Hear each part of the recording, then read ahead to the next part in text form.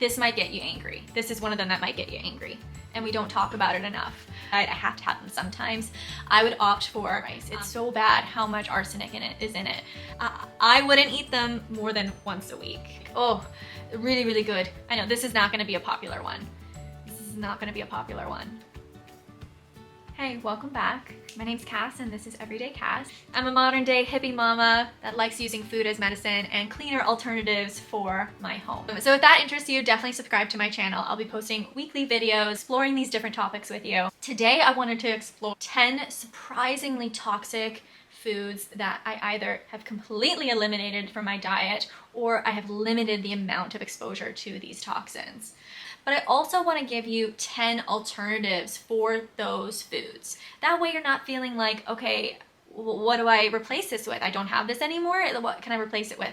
So I'm giving you some alternatives to replace them with. Now, quick disclaimer, these are topics that I have done my own research on. I have explored and followed certain doctors that share the same philosophies as I do. So definitely do your own research, explore these topics further. By no means am I saying here you have to eliminate these foods from your diet. These are just things that I have done that make me feel better and safer. So number one is actually peanuts. When I think peanuts, I think PB&Js, and that to me is heartbreaking to kind of cut out of my diet, but I really eliminate peanuts altogether. It is common to find a certain type of mold in peanuts. From the research I did, it's related to how peanuts are stored in the warehouses, but essentially this mold is a carcinogenic and it has been found in many different jars of peanut butter. It's just something that's more of a caution, and I certainly want to try to limit as much of those carcinogenics as possible from my diet and especially from my child's diet. My alternative for peanut butter is, you've guessed it probably,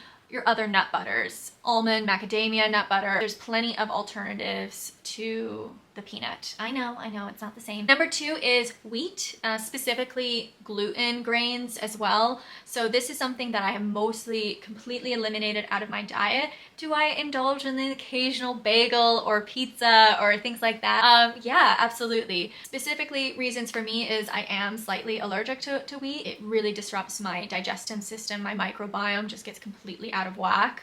Wheat and those types of grains out of my diet is because of the high glycemic index of them. They really spike your blood sugar. Because I do still love pasta and I do sometimes really want some bread with my eggs in the morning. So I opt for buckwheat. What I like about buckwheat is it does have a lower glycemic index as a grain, but it also has one of the lowest amounts of heavy metal toxins that's in it. That's right, most grains have a really high amount of heavy metals in them. So I feel a little bit safer having something like buckwheat flour. Okay, next one is milk. I completely avoid milk. If I have a glass of milk, I feel so sick. Let's not get into details, but I feel so sick. However, I can eat yogurt and cheese, so that I do have some. Their alternative, of course, is I use non-dairy milk. Now, I don't recommend using oat milk. Sorry. It does have a really high glycemic index, so you might as well just be drinking a bunch of sugar. I love almond milk, coconut milk, macadamia nut milk, great. So I opt for those alternatives for a milk-like drink. Number four, this might get you angry. This is one of them that might get you angry, and we don't talk about it enough. Oats. I do not, for the most part, eat oats very often. Now there are some like dessert recipes where I do add oats to. I opt for organic oats. The reason why I have kind of mostly eliminated oats from my diet, there's two reasons. One, they're pretty high glycemic index, so having those first thing in the morning is gonna spike your blood sugar so high, and you're gonna be crashing down and getting those super, super fast cravings where you need more carbs. I opt for eggs, avocado, like that kind of stuff in the morning, which doesn't give me those cravings in the afternoon. The other thing though with oats is they're heavily, heavily sprayed with pesticides, and specifically a pesticide, I'm gonna say it wrong, glyphosate? I think that's how you pronounce it, glyphosate. There's been a lot of studies out there that link this horrible pesticide with brain development issues and digestive system issues. So definitely organically grown oats is a better option for sure. You are going to be limiting a lot of that pesticide exposure through it. Alternative to oats besides it just being organic would be probably like quinoa or buckwheat. Number 5 is strawberries. Now, I can't remember the last time I honestly had a strawberry. It's been a few years, I feel like. I'll only have strawberries if they're organic, and ideally from a local organic farm. Strawberries are probably right up there with oats being one of the most highly pesticide sprayed food product that you can find. They're much more susceptible to bringing in those pesticides because of all the seeds on them. It just soaks in anything that's sprayed on them. And if you've ever tried to grow strawberries, you know that every creature on this planet, including humans, loves strawberries. Everything wants to eat them. So they are constantly being sprayed in order to make sure that pests don't eat them. I just feel like it takes away the benefits of these beautiful fruits and vegetables that you're trying to fuel in your body, but then you're eating all of these toxins that are ruining your digestive system and perhaps causing carcinogenic qualities, cancer-related issues. So it's very, very aggravating. And number 6 is potatoes. Potatoes, if you've been following me, I live a little bit more of a lower glycemic lifestyle, lower carb, and so potatoes are, they are right up there with one of the higher starchy carbs. So I pretty much knock this one out. I opt for sweet potatoes, I opt for cauliflower mashes, and then it's just honestly a salad. Instead of having potatoes next to a meal, I'll have salad or some kind of vegetable dish instead. So do I miss potatoes? Yeah, I do. This is probably the one that's the hardest for me because I love fries, or chips as they call it here in England. I love potatoes. I love them. They're so delicious. Hash browns, like, oh, really, really good. But I get my fix through my sweet potatoes, definitely, or sometimes squashes and stuff. If you are someone that's like, Cass, I cannot get rid of potatoes from my diet, I have to have them sometimes, I would opt for the smaller kind of, they're usually called fingerling potatoes. I definitely opt for them. They usually have a lower starch in them. I would say in general, having a higher carb diet is linked to having insulin resistance over time. So having something like potatoes every single day will risk you becoming insulin resistant. And so I just try to avoid that as much as possible. Okay, next is rice. So rice is, oh, so good. Cuddling up to a nice bowl of rice with some stir fry on top with all those beautiful, brown sauces. Oh, it's so good. This one's hard too, honestly. Rice has extremely high amounts of arsenic in them. And personally, I feel like there should be a label on rice. It's so bad how much arsenic is in it. Arsenic can be linked to brain development issues, cancers, specifically bladder and lung cancer, arsenic's linked to as well. I think it's really important to limit your amount of exposure to something like arsenic. Now, there's a few things that you can do to limit the amount of exposure. One being is when I want to make rice, I have a rice craving, I make rice like I would pasta. That's right, throw away your rice maker. You don't need it.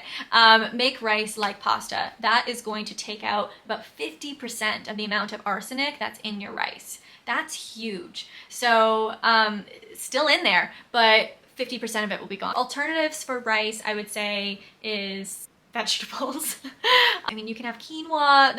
Like I said, there's alternatives, but it's kind of one of those, like, for me, I've just had to say goodbye. Number 8 is, I think we're at number 8 now, is juice. Juice I do not have in my diet. It's not something that I will give to my child. Juice is not something that I'm gonna buy for my home. I consider it a sugary treat, if you will.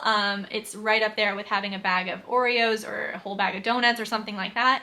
That is how I look at juice. It is so sugary. None of the fiber from the fruit. Your glycemic index will go so high. And that rapid absorption of sugar that your body goes through really increases your risk of type 2 diabetes, especially if it's something that's ongoing throughout the day, every day. It's not this healthy thing that you're doing for your body that has been manipulated into our brains. Oh, have a juice, have this. It's a green juice, but then when you look at it, it's like mostly apples and pineapples and like all of these high sugar juices in there. So it's really a marketing scam, and I've had to completely change my whole way of looking at fruits in general, but specifically juice. But some alternatives that I like instead would be having like lemon and water, things like that, tea. I drink a lot of non-caffeinated teas like rooibos. There's a lot of sparkling waters out there that are naturally sweetened with just a little bit of like lime or grapefruit or something like that. But watch, look,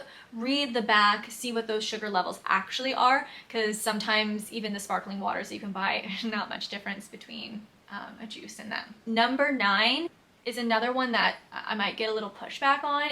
Again, this is just a personal choice. This is not me saying everyone should eliminate any of these in their diet at all.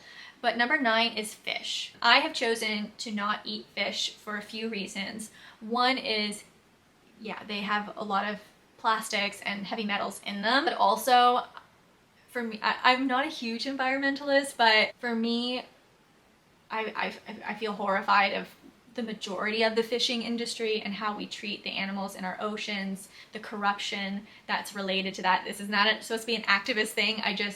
And there's a lot of documentaries out there, and again, do your own research. I'm probably tired of me saying that, but I never buy it. I never bring it into my home. I never order it at a restaurant anymore. Like I said, for me, my alternatives for fish are meat. Other forms of meat, I should say. I have plenty of vegetarian and even vegan meals that I eat on the daily, and I don't consume large amounts of meat. Okay, last but not least, number 10 is vegetable oils. I do not consume any vegetable oils. Instead, I opt for olive oil, coconut oil, butter. Specifically, I wanted to kind of talk about how I have recently stopped cooking with olive oil because it doesn't handle heat that well. For those dishes that I need a higher heat tolerance, I'll use coconut oil and avocado oil. And for those like savory kind of dishes, like when I cook eggs and stuff, I'll use butter. And then I really focus on olive oil as like that healthy fat in its purest form, ideally cold pressed. And I put tons of it on my salads. I drizzle it over dishes sometimes after they've been cooked just to get some of those healthy fats on there. Okay, well that is it for me. This was a long video. I'm sorry. I hope this has been informative for you. I hope you found this interesting. Let me know if you'd like more videos like this by liking this video. Also, subscribe so you don't miss videos on healthy recipes, motherhood, all that good stuff, but definitely stay tuned. Thanks again. Bye. Milo, thank you. Can you calm down, please? Thank you. What's going on, buddy? Huh? What's going on? Thank you.